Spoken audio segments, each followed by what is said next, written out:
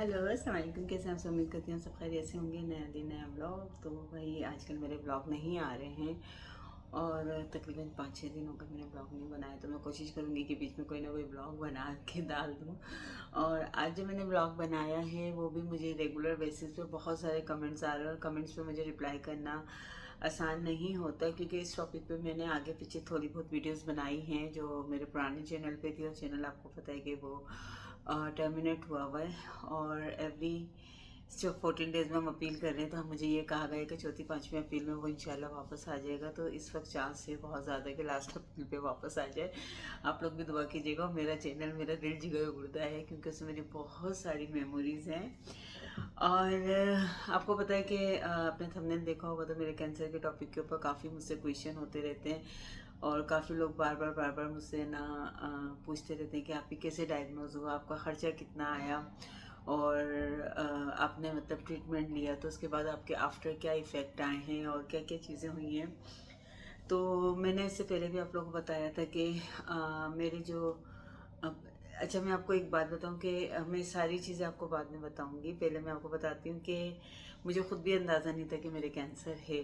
और वो कोई आपने जैसे देखा होगा कि एक इम्बोस पेंटिंग होती है, हम कोई भी कपड़ा वगैरह लेते हैं उस पर जो पेंटिंग उभरी हुई होती है थोड़ी सी, इस तरीके से उभरा हुआ एक वाइट कलर का निशान मेरे अंदर था, जो इतना छोटा सा था, पहले बिल्कुल छोटा सा था, जो 2-3 महीने से था। मैं समझी छाला है मुझे, मैं छालियाँ खाती थी तो सम टाइम निकल आता था, इसी तरफ होता था, और एक आध दफ़ा इधर भी हुआ, लेकिन इधर ज़्यादा होता था। तो क्योंकि मैं हमेशा छालियाँ जो है वो इस तरफ दबा के रखती थी, तो मैंने कहा कि शायद छाला वगैरह होगा, लेकिन फिर मैंने छालियाँ छोड़ दी। और उसके बाद भी जो है वो चीज़ नहीं जा रही थी। मैं सोमो जेल लगा रही, मैं ये कर रही वो कर रही। उस ड्यूरिंग था ये 2023 की बात है, एंड सितंबर की। तो फिर उस वक्त अरिशा भी पाकिस्तान चली गई थी। तो मेरे ना ये दांत जो है, ये आकर दिख रहा है, दांत रिमूव हुआ हुआ है। इस पर लगा हुआ था केप। बहुत बचपन में मैंने एक केप लगवाया था। बचपन का मतलब ज़ाहिर बात है, जब मैं 9-10 क्लास में थी उस वक्त से केप लगा हुआ था फिलिंग के बाद। तो वो अब जाके निकल गया था, लेकिन अंदर उसमें दांत में सिर्फ रूट्स थी जो मुझे रिमूव करवाना पड़ती थी, क्योंकि अब वो उसमें कुछ नहीं हो सकता था। तो जब मैं डॉक्टर के पास गई तो डॉक्टर ने जब मेरा ये रूट निकाल रहे थे, तो उस वक्त उन्होंने देखा कि कहने लगे ये क्या है। तो मैंने बताया कि ये ऐसे निशान आया हुआ है, और मुझे मतलब किसी भी तरह की कोई पेन नहीं था, कोई तकलीफ़ नहीं थी, कुछ नहीं था। तो उन्होंने फिर ना उससे आगे करके और उसको थोड़ा सा चेक करा, तो मुझे किसी भी तरह का पेन नहीं था, ना कोई बर्निंग थी, ना कोई हर्ट था। तो उन्होंने कहा कि इज़ लुकिंग नॉट गुड ना, मतलब एहतियात अच्छी है। तो मुझे कुछ अच्छा नहीं दिख रहा, हालांकि वो डेंटिस्ट थी, लेडीज़ डॉक्टर थी। तो उन्होंने मुझे कहा कि आप इसको ना, मैं रिकमेंड कर रही हूँ एक, मतलब उनसे बड़े डेंटिस्ट, मैं नॉर्मल डेंटिस्ट के पास गई थी। तो एक नाम भी मैं उनका भूल गई, बहुत अच्छा सा नाम है, इंडियन है वो। तो वो एनएमसी रॉयल में, शाहबा भी जो एनएमसी रॉयल है छोटा वाला, वहाँ पे वो होते थे। तो उन्होंने मुझे वहाँ पे भेजा। जब मैं वहाँ पे गई हूँ तो उन्होंने मुझे देखा, और देखने के बाद कहा कि नहीं, इसकी बायोप्सी करवानी पड़ेगी, और अपना माइंड रेडी रखिए, क्योंकि वो इस तरह के केस हैंडल कर चुके थे। तो मुझे उस वक्त उन्होंने कहा कि अपना माइंड रेडी करिए, लेकिन पॉजिटिव, मतलब अगर अल्लाह ना करे ऐसा कुछ हुआ तो मुझे नहीं लगता कि बहुत ही ज़्यादा कोई ख़तरनाक चीज़ होगी आपके साथ। ये डॉक्टर ने उसकी जो चीज़ थी, इसकी लुक थी, वो देख के उन्होंने मुझे ये चीज़ बताई, लेकिन उन्होंने कहा कि बायोप्सी करना बहुत ज़रूरी है। तो मैंने कहा आप कर लें। तो कहने लगे नहीं, ऐसे नहीं होगा बायोप्सी, आप अकेले आए हो बच्ची के साथ, क्योंकि मैं अकेले ही रिताज के साथ गई थी। तो उन्होंने कहा कि आप किसी को साथ लेकर आइए, उसके बाद फिर हम प्रोसीजर करते हैं। तो फिर मैंने 2-3 दिन का, 4 दिन का टाइम लिया, और उसके बाद मेरी दोस्त जो बुशरा है, शेफ बुशरा, तो मैं उनको लेके, उनके हस्बैंड भी थे, वो भी थे उस वक्त, जीनत आपी और भाई जो थे ना, वो पाकिस्तान गए हुए थे, उनकी बेटी की शादी थी। ये 23 के नवंबर की बात है, तकरीबन 1.25 साल हो गया है। तो वो उस वक्त पाकिस्तान गए हुए थे। तो जिस दिन मेरी सर्जरी हुई थी उसके दूसरे दिन उनकी बेटी की शादी थी। तो जीनत आप लोग भी यहाँ पे नहीं थे। तो फिर मैंने बुशरा से रिक्वेस्ट करी, तो बुशरा और वसीम भाई मेरे साथ गए वहाँ पर। और जब उन्होंने मेरी ये चीज़ काट के ना बायोप्सी का सैंपल निकाला था, तो सारा सुन किया था, इंजेक्शन दिए थे मुझे। तो उसके बाद जब वो उस चीज़ को बंद करने के लिए टाँके लगा रहे थे ना, उन्होंने कहा था कि 3-4 टाँके लगेंगे, जो बायोप्सी कट करिए फिर ज्वाइन करते हैं ना, क्योंकि वो डीप बायोप्सी निकाली जाती है ज़ख्म की या किसी भी चीज़ की, ताकि वो उसकी जो डीप लेयर तक देखते हैं कि ये चीज़ कहाँ तक फैली हुई है।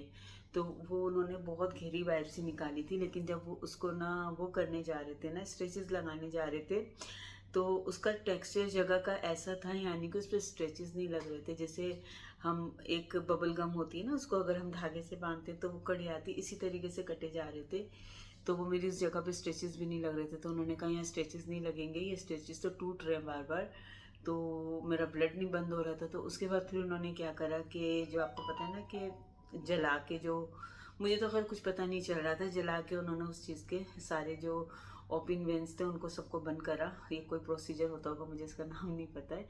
तो बहरहाल ये मेरी हो गई थी अक्टूबर 27 को शायद मेरी बायोप्सी हुई थी, और नवंबर 7 को मेरी बायोप्सी की रिपोर्ट आई थी, तो जिसके अंदर मेरा कैंसर डायग्नोज हुआ था। लेकिन ये कैंसर जो था मेरा बिनाइन था, मीन्स कि मेरे कैंसर के अंदर कोई रूट्स नहीं थी, ये रूटलेस कैंसर था। रूटलेस कैंसर जो होता है वो स्प्रेड नहीं होता है, वो अपनी रूट्स अंदर नहीं बनाते, वरना समटाइम अगर कैंसर आपका एक नीचे लेयर तक भी चला जाता है ना, तो भी ये चीज़ करती है और उसको नेक को क्लीन किया जाता है।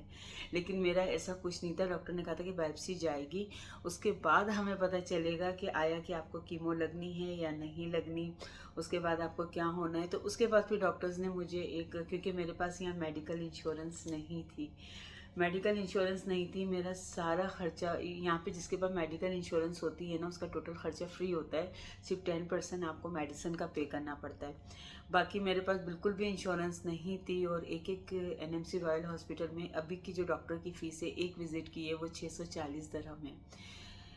तो ये सारा खर्चा जो था वो मेरा कैश पर ही हुआ था। और मुझसे लोग ज़्यादा यही पूछे थे कि आप ही कितना खर्चा हुआ। तो खर्चा मेरा अनलिमिटेड लगा है, अनलिमिटेड लगा है, क्योंकि मैंने अपनी चीज़ को टाइम नहीं दिया। मैंने इसको फ़ौरन ट्रीट करवाया था। 7 तारीख को मेरी रिपोर्ट आई थी। 7 से मैंने आप लोग को भी शायद 11-12 तारीख को बताया था, मैंने नहीं बताया था पहले। तो मैं बहुत हिम्मत कर रही थी, मैं अकेली भी थी उस वक्त, अरीशा भी नहीं थी, लेकिन फिर भी मैंने हिम्मत पकड़ी। मैं एक दिन तो बाद मेरे घर में ऐसा हो गया था, पाकिस्तान में ऐसे कोई मातम हो, मतलब किसी का दिमाग ही काम नहीं कर रहा था कि ये क्या होता। मतलब कैंसर एक डिप्रेशन होता है। मेरे घर वाले ऐसे हो गए थे कि सब ने खाना पीना छोड़ दिया था, सिर्फ घर में सब दुआएं करवा रहे थे और क्या नाम है, आयते करीमा करवा रहे थे सब, मतलब बिल्कुल ऐसा हो गया था। और उसके बाद जो है किस तारीख को, हाँ, मैं अरीशा में डॉक्टर के पास चली गई थी। तो 7 तारीख को रिपोर्ट्स आई थी और 8 तारीख को मैं डॉक्टर के पास गई थी। फिर डॉक्टर ने मुझे बताया कि आपका जो है ये, मैंने बिल्कुल भी ना इस चीज़ पे रिस्क नहीं लिया, 1 डे भी रिस्क नहीं लिया, क्योंकि मैं इतनी डिप्रेशन में थी ना कि मैंने कहा था कि यार बस मैं इसको निकाल के फेंकूँ अपने मुंह से। तो उसके बाद मैंने अपनी रिपोर्ट्स भी ना एक जगह नहीं, 2 जगह नहीं, मेरे साथ जो यहाँ काम, मेरे साथ पार्टनर हम काम करते हैं, तो उन्होंने अपनी वाइफ को दिखाया, she is well qualified doctor. तो उन्होंने कहा कि नहीं, इनको बोलें फौरी सर्जरी कराएं। मतलब हर किसी ने, मैंने यूएसए मेरी रिपोर्ट गई, उन्होंने, डॉक्टर्स ने कहा कि इनको फौरी सर्जरी करवानी है, वेट नहीं करें, क्योंकि अगर कोई भी आपकी बिनाइन चीज़ होती है, कोई भी चीज़ होती है, वो स्टे करती है ना एक जगह पे, तो वो अपनी हियत चेंज कर देती है, यानी कि किसी और चीज़ में भी कन्वर्ट हो सकती है। फिर मैंने पाकिस्तान में भी दिखाया, तो उन्होंने भी बोला कि फ़ौरन सर्जरी करानी। मैं यहाँ पे डॉक्टर नहीं भटकी हूँ, मैं जिन डॉक्टर्स के पास गई थी मैंने उन्हीं से इलाज कराया। हाँ, रिपोर्ट्स मैंने डिफरेंट डॉक्टर्स को दिखाई थी, सब डॉक्टर्स ने मुझे वही कहा जो मेरे डॉक्टर ने कहा। तो मुझे एनएमसी रॉयल भेजा गया था। वहाँ पे जिन डॉक्टर के पास मुझे भेजा था, जो मैं गई थी वहाँ पे रिपोर्ट लेके 8 तारीख को, तो उनका नाम था डॉक्टर सुकृत शेट्टी।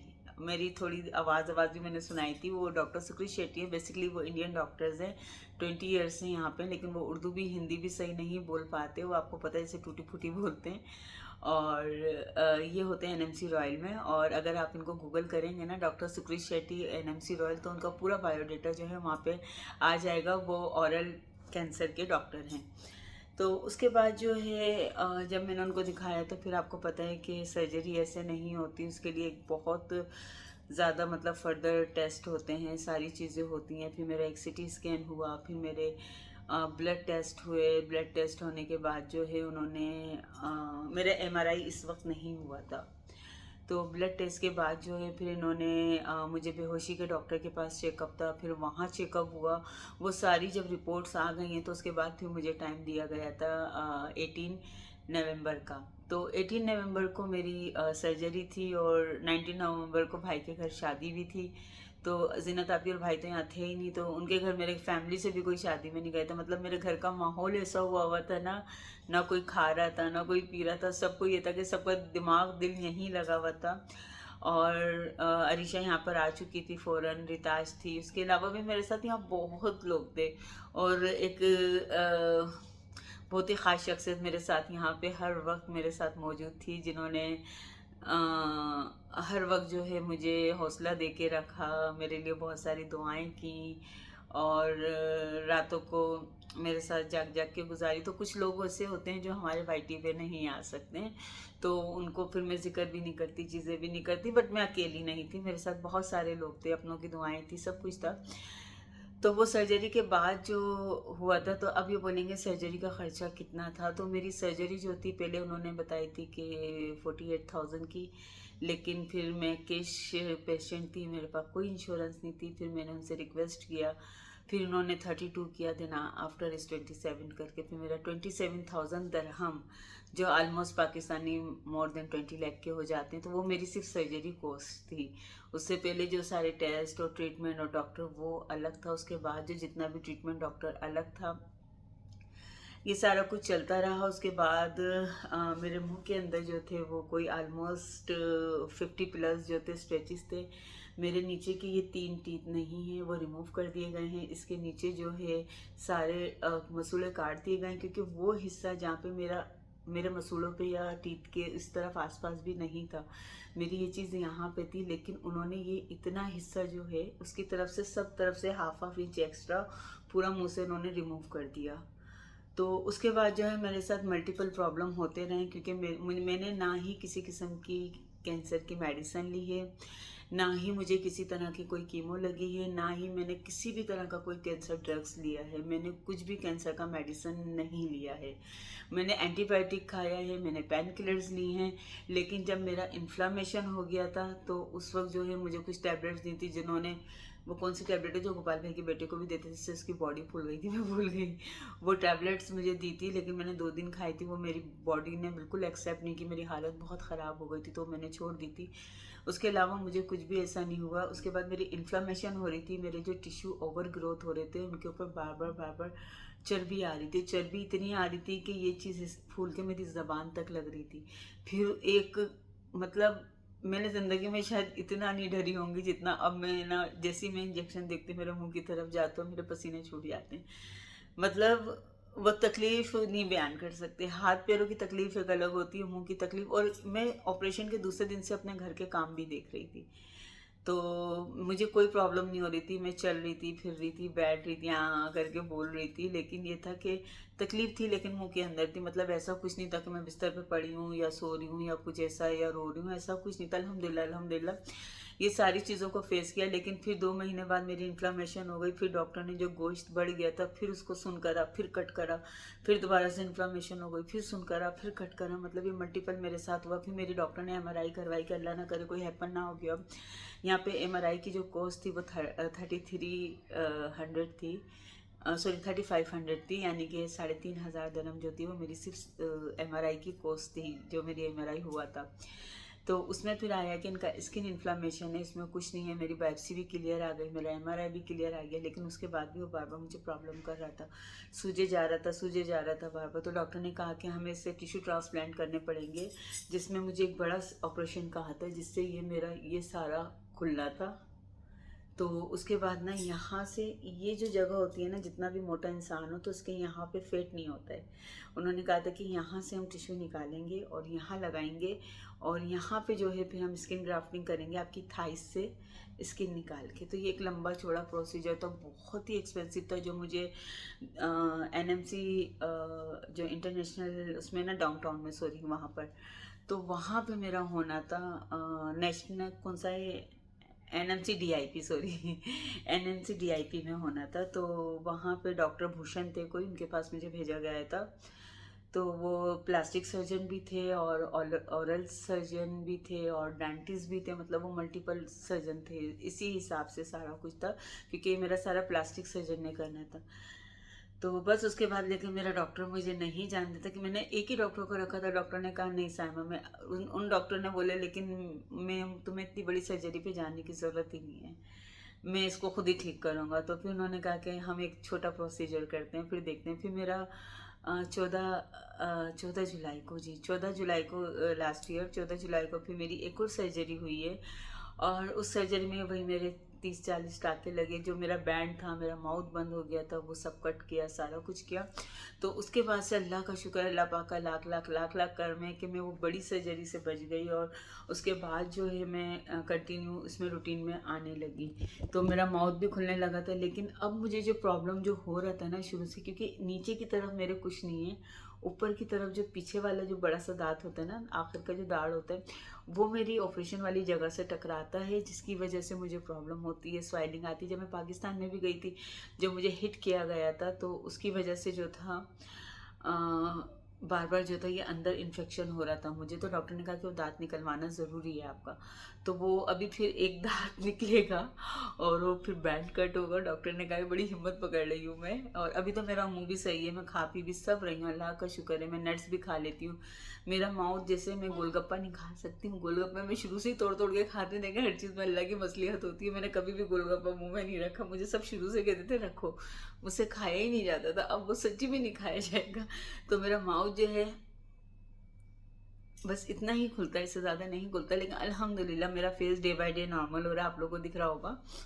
तो डॉक्टर ने कहा था कि साइमा 7-8 महीने लेंगे, ये चीज़ बिल्कुल नॉर्मल हो जाएगी। ऊपर का जब दांत निकलेगा ना, वो टकराएगा नहीं, तो अंदर सूजन नहीं आएगी बार बार, इसी उस वजह से तुम्हारा हो रहा है।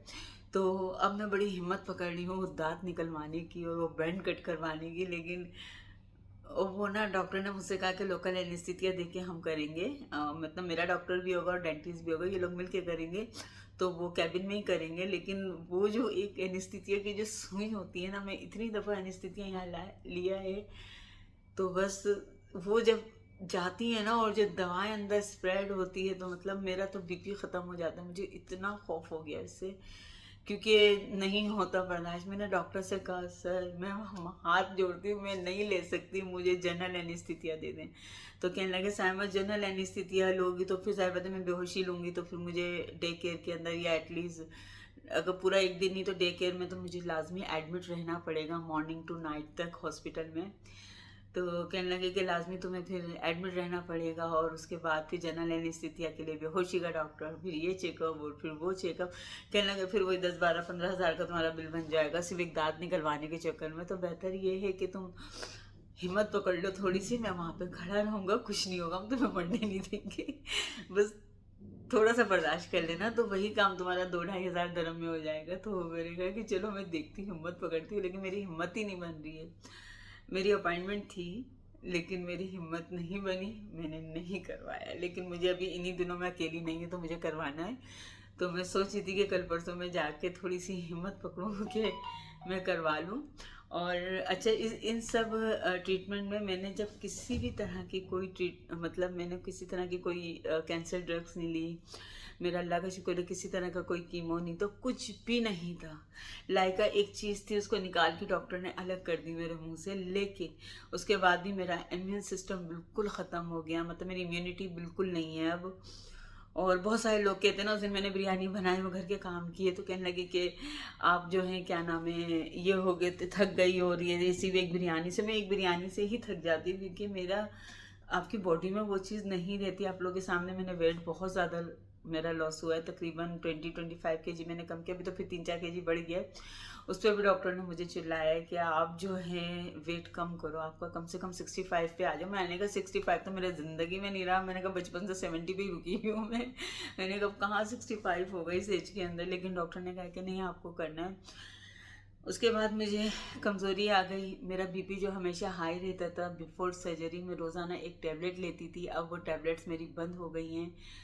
और मैंने 1 साल से कोई भी ब्लड प्रेशर की टैबलेट नहीं ली। मेरी फैमिली बैकग्राउंड के अंदर शुगर हैगा, लेकिन मेरा हमेशा डॉक्टर ने कहा था कि एहतियात करनी है, आपको कभी भी शुगर हो सकता है। मेरी अम्मी अब्बू को था, मेरे बड़े भाई को है, सबको है। तो ये बॉर्डर लाइन पे एक रहता है, तो कहने लगे कि ऐसा नहीं होगा कभी तुम्हें हो जाए तो एहतियात करना। अब मेरा जो शुगर है वो ड्रॉप हो जाता है क्यों, मुझे डॉक्टर कहते हैं मीठा खाओ, और मैं ज़्यादा मीठा खाती थी, यहाँ मुझे प्रॉब्लम हो जाता है। ये इन्फ्लामेशन के लिए बॉडी में जब आपका फेट होता है ना, तो मीठा आपके लिए कितना नुकसानदेह है ये मुझे उस वक्त पता चला है, जब ये मेरी बीमारी से, जब मुझे बहुत ज़्यादा दर्द हो रहा था। मैं जूस पे जूस पी रही थी, मैं चाय पी रही थी, मैं बिस्किट्स वगैरह जो है ना चाय के अंदर लिक्विड करके चम्मच से खा रही थी, एवरीथिंग इज स्वीट। जब मैं दलिया ले रही थी तो स्वीट ओट्स बना रही थी, तो उसके अंदर ना इतना मैंने कंज्यूम किया। फिर डॉक्टर ने कहा साइमा स्टॉप स्वीट। जब मैंने बिल्कुल मीठा छोड़ दिया तो यकीन करें कि 1 हफ्ते के अंदर जो है ना इसकी सूजन ख़त्म हुई है, और जो इसकी इन्फ्लामेशन थी वो ख़त्म हो गई। यानी कि शुगर हमारी बॉडी को इतना नुकसान देती है। मैंने अपनी ज़िंदगी से शुगर निकाल दी। मैं मीठा कभी कभी खा लेती हूँ चलते फिरते, बहुत लो क्वांटिटी में, मतलब बहुत ज़्यादा नहीं। मैंने अपनी ज़िंदगी से शुगर निकाल दिया है। मैंने अपनी ज़िंदगी से फ्राइड चीज़ें निकाल दी, नॉर्मल ऑयल निकाल दिया। मैं सिर्फ जो है ऑलिव ऑयल यूज़ करती हूँ। सिर्फ इन सब चीज़ों से ही ना मेरी तबीयत, अल्लाह का शुक्र है, बहुत बहुत बहुत बेहतर हो गई है। मेरा वेट मैंने कम किया, लेकिन उसके बाद मैं नॉर्मल फूड पर भी आ गई। मेरा कम इसलिए हुआ था कि 18 दिन कोकोनट वाटर पे थी, कुछ खाती नहीं थी, कुछ पीती नहीं थी, तो उसकी वजह से जो था ये सारा प्रॉब्लम होता था। तो वेट बहुत तेज़ी से गया था, लेकिन अब मेरा वेट नहीं बढ़ रहा, वो एक जगह आके रुक गया 78 पे। अब मेरी 13 kg की जर्नी है जो मुझे अब जिम में जाके स्टार्ट करनी है। तो उसके बाद भी अभी लास्ट 2 मंथ से मेरे साथ, जब से मैं पाकिस्तान से आई थी, काफ़ी हेल्थ इशू आ गए थे, क्योंकि वहाँ पे चीज़ें चेंज हुई।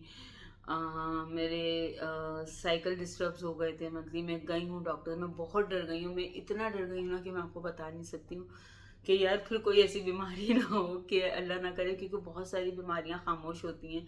फिर मैं गई हूँ, फिर मेरे सारे टेस्ट डॉक्टर ने किए, इवन के थायराइड से लेके एक एक मेरा ब्लड टेस्ट हुआ है, सब कुछ क्लियर आया अल्हम्दुलिल्लाह। उसके अलावा डॉक्टर ने मेरा अल्ट्रासाउंड भी किया, मैंने सब कुछ करवाया है, अभी टोटल चेकअप बॉडी का करवाया है, ये सब कुछ भी नहीं आया अल्हम्दुलिल्लाह, एवरीथिंग क्लियर।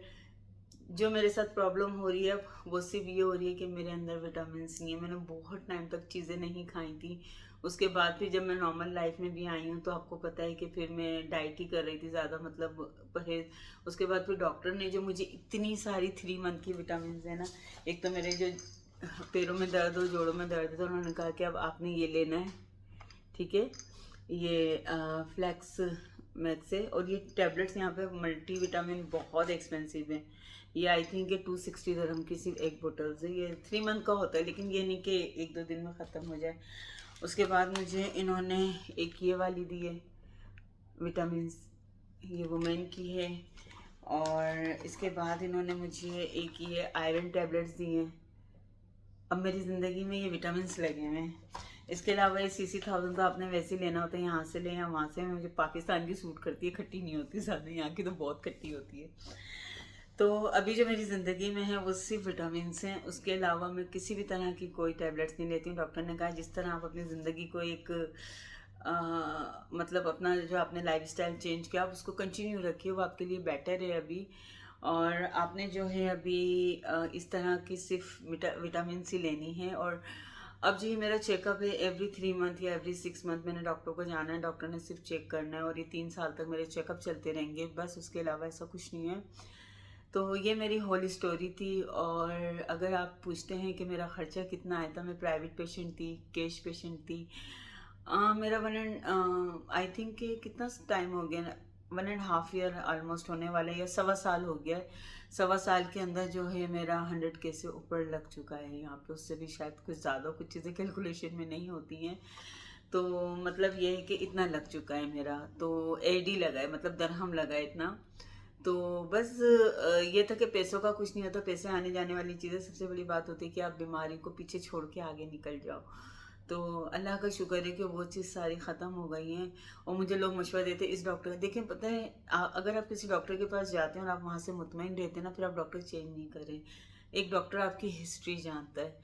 जब मुझे पाकिस्तान में प्रॉब्लम हुई, मैं पटेल हॉस्पिटल में एडमिट हुई थी, तो एक तो यहाँ के डॉक्टर्स जो होते हैं ना, वो आपके साथ 24/7 व्हाट्सएप पे अवेलेबल होते हैं। आपके जो सर्जन्स होते हैं, आपके कोई भी हो, गायनी के हों या फिर किसी भी बीमारी के हों, आपके डॉक्टर हमेशा आपके साथ व्हाट्सएप पे होते हैं। आप एनी टाइम उनको मैसेज कर सकते हैं, आप पूछ सकते हैं। वो आपको भले थोड़ा देर से रिप्लाई दें, लेकिन आपको 100% रिप्लाई करेंगे, आपको बताएंगे। यहाँ पे आपकी रिपोर्ट्स आ जाती है तो आपको रिपोर्ट्स लेके नहीं जाना पड़ता, आपको कॉल करके बुलाया जाता है कि आपकी रिपोर्ट्स आ गई हैं और डॉक्टर ने आपको बुलाया। डॉक्टर खुद भी कॉल करके समटाइम बोलता है कि भाई आपको ये रिपोर्ट्स आ गई, देख ली, सब कुछ सही है, बस ये मेडिसिन लिस्ट मैंने ऑनलाइन कर दिया, आप जाके मेडिसिन ले लीजिए। तो इस तरह की चीज़ें होती हैं, यहाँ पे हमें भागना नहीं पड़ता है। तो डॉक्टर को जब एनी टाइम वो अवेलेबल होते हैं। जब मेरा वहाँ पे पटेल में मसला हुआ तो फिर ना जब मेरा मुंह सूजा, मैंने उनको वीडियो बना के भेजी थी। तो मैं इस्लामाबाद से जब मैं कराची के लिए आ रही थी तो फिर डॉक्टर का मैसेज आया कि साइमा फ़ौरन हॉस्पिटल जाओ। तो मैं फ़ौरन हॉस्पिटल गई हूँ। उसके बाद जब हॉस्पिटल गई हूँ तो डॉक्टर ने वहाँ बात की थी। फिर डॉक्टर ने कहा कि आपने इनको कुछ भी ट्रीट नहीं करना, आपने सिर्फ इनको एंटीबायोटिक देनी है। तो उन्होंने मुझे सिर्फ एंटीबायोटिक ड्रिप्स दी थी और फिर एंटीबायोटिक ऑगमेंटन, आपको पता है 1000 ग्राम्स की जो होती है जीएम की, वो उन्होंने मुझे दी थी 7 डेज़ के लिए। बस वही मैं खाती खाती आई हूँ और यहाँ आके मुझे कुछ भी नहीं करना पड़ा है। तो बस ये मेरी होल स्टोरीज थी। तो आपको अंदाज़ा हो गया होगा इसमें अराउंड कितना खर्चा है। कोई भी बीमारी हो, बस अल्लाह पाक सबको बीमारी से दूर रखे। और यहाँ पे अगर मेडिकल इंश्योरेंस होती है तो आपको बहुत आसानी होती, सब कुछ फ्री हो जाता है। नहीं थी तो भी मैंने यहीं करवाया कि बस एक खौफ हो रहा था, मुझे डर लग रहा था। क्योंकि देखिए हर इंसान की देखिए बीमारी जो होती है ना, मतलब जैसे मेरा मुंह का कैंसर है, अब कोई मुझे ये कहता है कि यहाँ से ये कट जाएगा, मेरा भी दिल में वही था। डॉक्टर ने मुझसे कहा साइमा आपको वो वाला कैंसर नहीं है, अल्लाह ना करे कि वो होते हैं, इसमें बहुत सारे वेरिएंट होते हैं। आपको जो वेरिएंट का कैंसर है वो एक अच्छा वेरिएंट का कैंसर है जो रूटलेस होता है। रूटलेस होता है, वो अंदर जाके अपनी जड़ें नहीं बनाता, वो स्प्रेड नहीं होता, वो बिनाइंड होता है, वो जहाँ है वो वहीं रहता है। लेकिन बेहतर है कि उस चीज़ को निकाल के आप वो करो। अगर मैं 2 4 6 महीने बाद भी उसकी सर्जरी करवाती तो दिन वो थोड़ा बहुत अपनी जगह से आगे बढ़ जाता है, लेकिन वो होता है। लेकिन चांस होते हैं कि बैक्टीरिया है ये, कोई अपनी चीज़ चेंज ना कर ले। तो बस आई होप कि वीडियो बहुत लंबी हो गई और मैंने कहा कि चलो आप लोगों को मैं इस चीज़ से बता दूं कि आपको ये भी बता दिया कि क्या है। और मुझे एक चीज़ डॉक्टर ने बताई थी, जब मैं अपनी बायोप्सी करवाने गई थी ना, तो मुझे डॉक्टर ने कहा था कि आप छालिया खाती हो। मैंने कहा हाँ। उन्होंने कहा छालिया आप इस तरफ दबा के रखती हो। मैंने कहा हाँ। फिर उन्होंने मुझे शो किया, कहने लगे छालिया हम गोश्त गलाने के लिए क्या यूज़ करते हैं। मैंने कहा छालिया डालते हैं, गोश्त गल जाता है।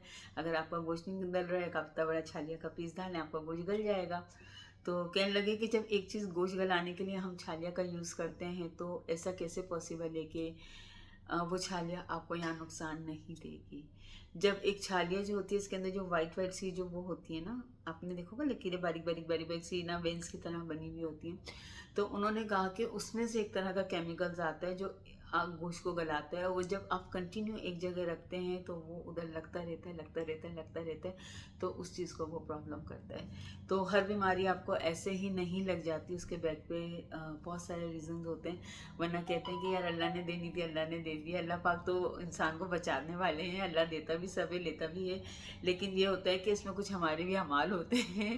मैं बचपन से छालियाँ खा रही थी, मैंने कभी भी एक छालिया गले से नीचे नहीं उतारी क्योंकि मुझे गले में फंस जाती थी। मैं हमेशा इसी तरफ रखती थी दबा के। मेरे पुराने जो ब्लॉग्स, मेरा चैनल वापस आ जाए, मैं उसकी आपकी वीडियो शेयर करूँगी जब मेरी यहाँ छालियाँ दबी हुई होती थी। तो वो चीज़ जो है ना सेम उसी जगह पे मेरे प्रॉब्लम हुई है। तो बस ये सब चीज़ें ना लिया करें, एहतियात किया करें, क्योंकि ये इतना कॉमन हो गया, इतना कॉमन हो गया, अब तो कोई बात ही नहीं है। हर मतलब मेरा जहाँ घर है ना मेका, वो आपको पता है कि एक मिडिल क्लास एरिया है। और वहाँ पे आपको पता है कि मावा और गुटखा और ये और वो हर दूसरा लड़का खा रहा था। यकीन करें, मेरे शायद मैं गलत ना हूँ तो मेरे एरिया की कोई ऐसी गली में कोई ऐसी मतलब कोई ऐसी गली नहीं है जिसमें कोई माउथ कैंसर का पेशेंट ना हो। हर लड़का वहाँ पे वही, कितनी तो डेथ है, मतलब मेरे भाई के फ्रेंड्स के अंदर हो चुके हैं इसी वजह से कि वो गुटखा खाते थे, मावा खाते थे और उसकी वजह से उनको प्रॉब्लम होती थी। तो थोड़ी देर के लिए हमारा मुंह का चस्का होता है बस, और कुछ नहीं होता है। तो बेहतर है कि इन सब चीज़ों को छोड़ दें और अपनी सेहत का ख्याल रखें।